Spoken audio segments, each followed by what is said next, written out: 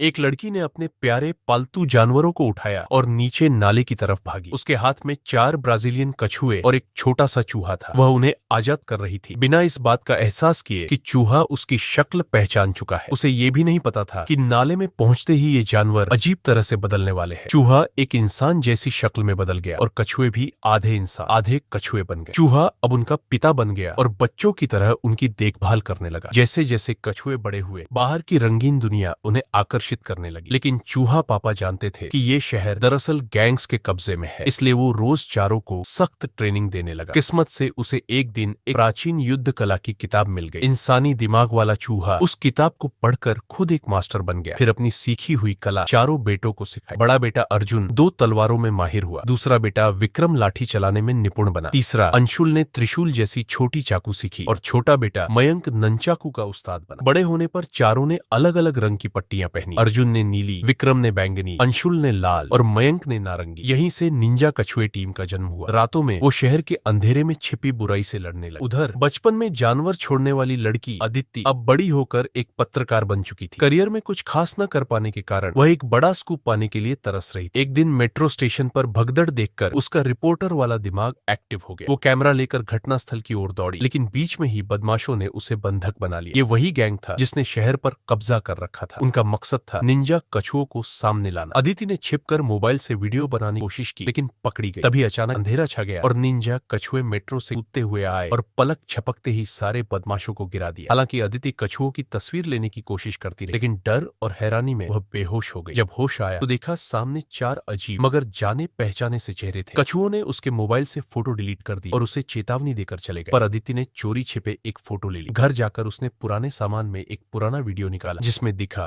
कि उसके पिता ने चारों कछुओं पर एक जेनेटिक प्रयोग किया। हादसे में पिता की मौत हो गई, लेकिन अब अदिति जान गई कि उनका प्रयोग सफल हो चुका है। वह दौड़कर अपने पिता के पुराने पार्टनर साहिल सरना के पास गई और सब बताया, पर उसे नहीं पता था कि साहिल ने उसे जो विजिटिंग कार्ड दिया था उसमें एक ट्रैकिंग डिवाइस लगा था। जब अदिति कंप्यूटर पर काम कर रही थी, तभी अचानक उसके नेटवर्क पर हैकिंग अलर्ट आया। निंजा कछुओं ने उसे लोकेशन भेजी और बुलाया। वहां पहुंचते ही उसे पकड़कर एक बार फिर से नाले में लाया गया, जहां चूहा पापा ने उसे पहचान लिया। अभी बात चल ही रही थी कि अचानक हमला हो गया। अब उन्हें समझ आ गया कि खतरा सिर्फ गैंग